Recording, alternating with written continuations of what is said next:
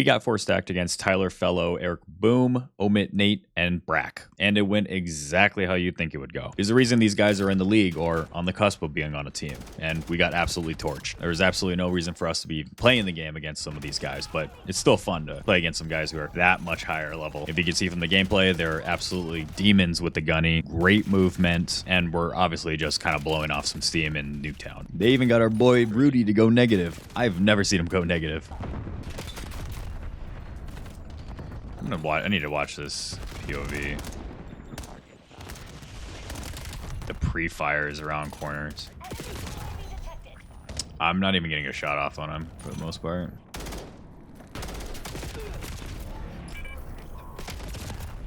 Off. I had him down to 1 shot, and my drone came flying in, and I was like, good, he'll finish him off. No, he just shot the drone out of the air.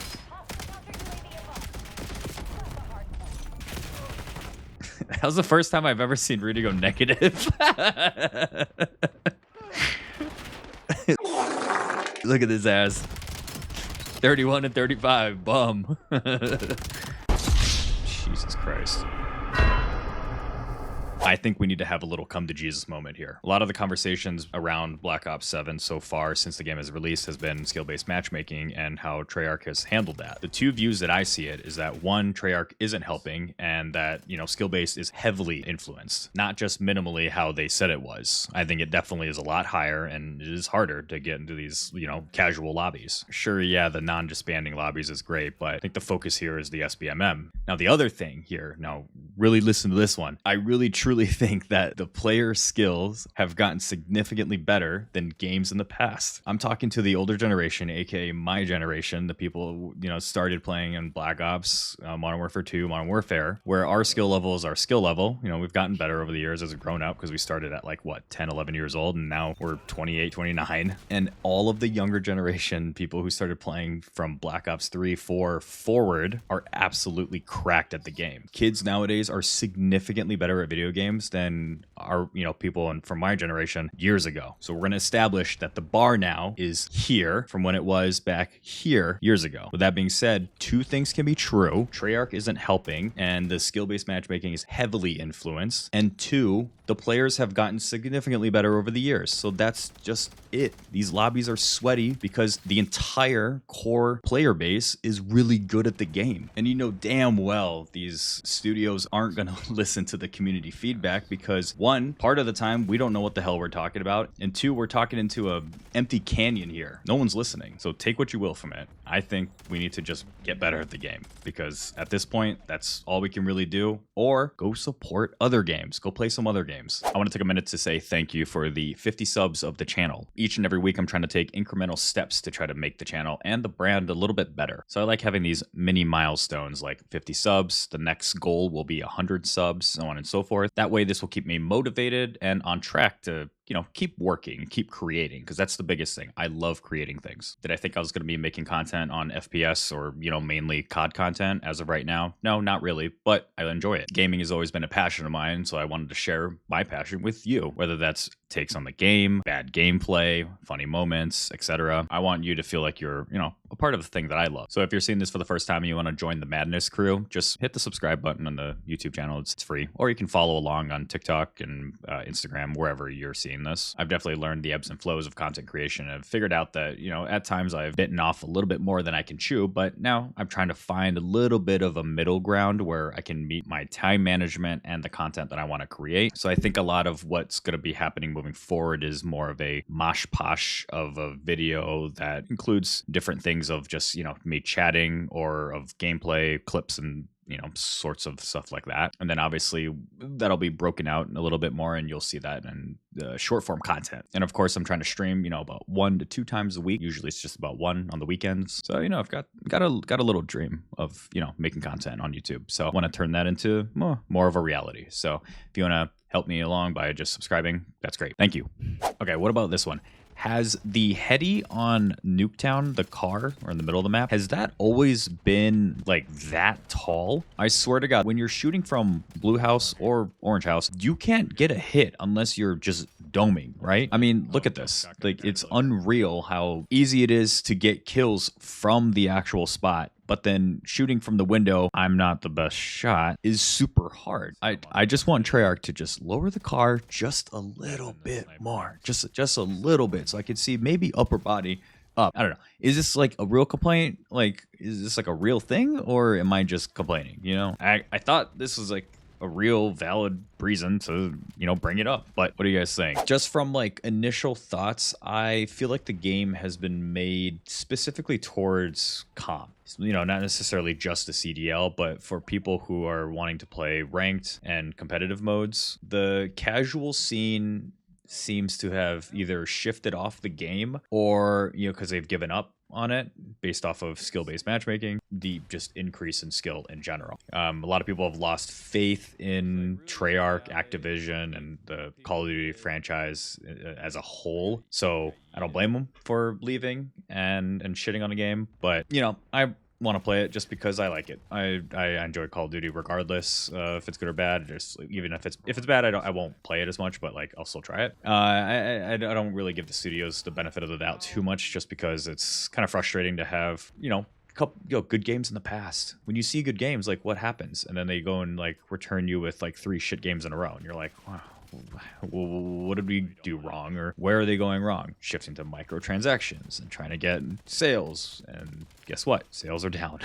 The 3 main focuses, I guess, that I looked at in the multiplayer were like the guns, the perks, lethals, tacticals, the maps, operators, a little bit, and then I think that's pretty much it, really. So I'm gonna go guns, tactical, perks, maps, and then actually no, let's start with the operators. Call of Duty and all these other games will never match the aura that Halo has. So the operators in Black Ops, I do think it's interesting to have these type of skins on here, and for the life of me, I wish that they would just keep these operators just the operators, right? No additional colorful, crazy ass, you know, skins that we're buying off the market in future seasons and the battle passes. But it's gonna happen. Like, we're gonna get the collabs and the cartoons, and it's a lot. Not that it's a lot that I can't comprehend. It's just annoying to play against in the game. So with that being said, Call of Duty and all these other games will never match the aura that Halo has. And I'm always going to compare Call of Duty skins to Halo skins, the ones that I want to play with. And the reason why I pick them is because they remind me of Halo skins. So that's my reasoning behind that. So I have, you know, looking at these here, I mean, a skin's a skin, in my opinion. I'm not looking at it when I'm playing. So like, why should I really give a shit? And like, why do I even care as much? I don't care if someone else has it. Why am I looking at them, right? I'm not pocket watching them. I play with the Reaper and the Vermac. Those are the 2. One, this looks like a security mask, and then this just looks like one of the robot skins from Black Ops 3. Overall, I think I gave this like a 6 or 7 out of 10.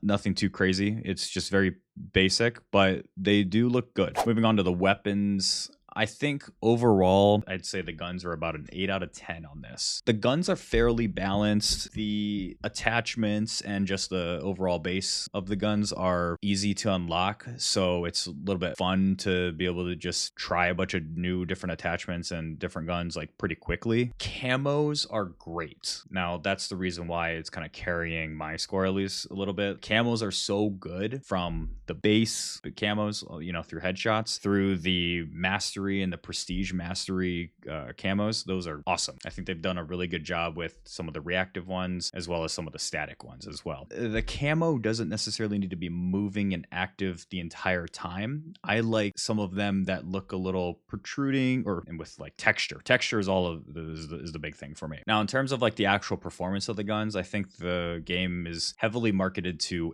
ARs, SMGs, and snipers. Now, besides, I don't really see anyone using LMGs. There are a couple pistols that are a little bit broken. The launchers are annoying to play against, and there isn't really any melee weapons. So besides the knife and the other battering stick or whatever it's called. Now the shotguns are annoying as hell to play against them. So screw the shotguns. In terms of like the tacticals, I think they're all pretty useless except for the stim shot. Now, if you're using a stun grenade and someone has a tech mask on, it doesn't mean anything. Use stim shot. I think that's like the meta. For lethals, again, I don't know, I'm always a sticky grenade guy, but I've been using cluster grenade a little bit more just because it has an explosion, the initial explosion, plus the other grenades that drop from it, and it gives you a better chance of a little bit more of a surface explosions and stuff. So I would probably say cluster grenade, then sticky grenade, then frag. The rest kind of field upgrades. Trophy system's good.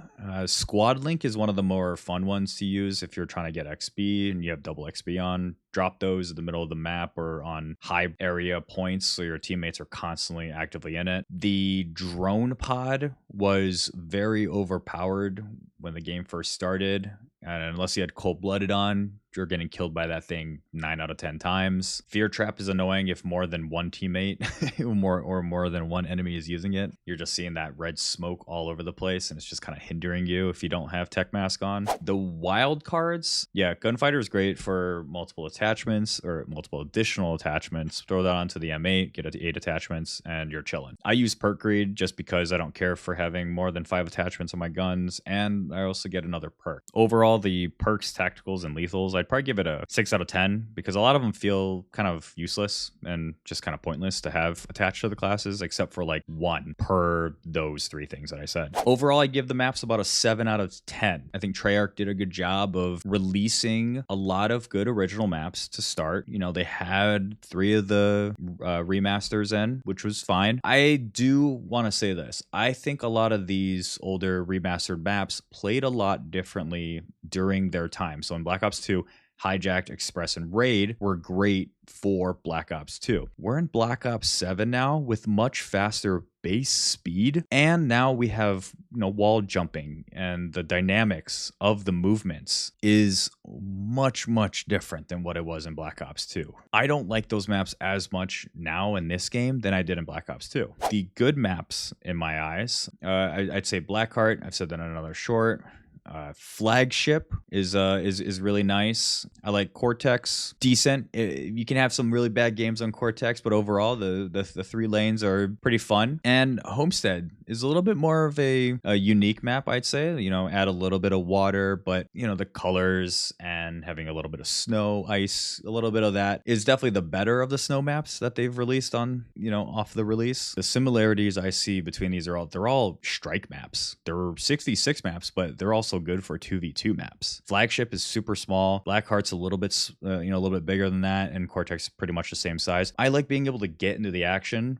I exclusively pretty much play just respawn modes, so I like to get back in the action as soon as I die. So maybe that's why I like some of those maps a little bit more. But Blackheart, Cortex, Flagship, Homestead, and Nuketown. Those are the really good ones. I'll add Nuketown into the good one because Nuketown has been good in every Black Ops game since its release. Now, I think when you compare the different Nuketowns to each other, there are levels to it, but overall, I think that map is pretty evergreen in any of the Black Ops games. The bad maps in my eyes are Imprint, Colossus, The Forge, Toshin, Den.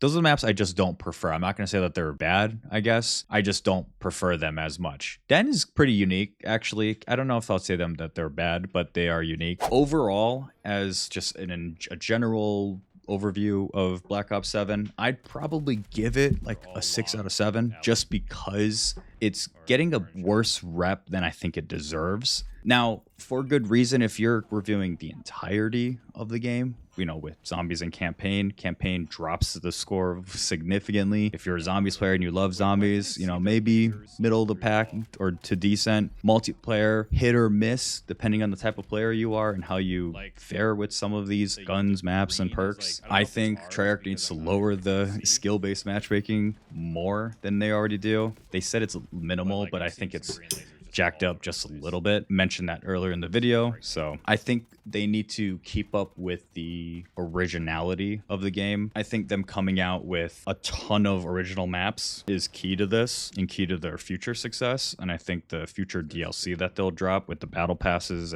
or the seasons, those will be crucial. Nail the original ones first. You can always do the remasters, and the remasters will be them because everyone knows what they are. You know, we're looking at Standoff and like Meltdown and Meltdown and stuff. I want to see Odysseus, Fate, and Paranoia be fun. So many future guns that the releases in the seasons and the challenges, those were all fun. And for the love of God, make a better campaign. I used to love Call of Duty campaigns. The first game I ever played was MW2, obviously not a Treyarch game, but MW2 was one of the greatest campaigns I've ever played. Just games across the board. I like Black Ops 1 a lot too, so that was interesting. I think this game definitely has, from what I've heard, fallen far from the tree. See if we can get back on track in the following games. So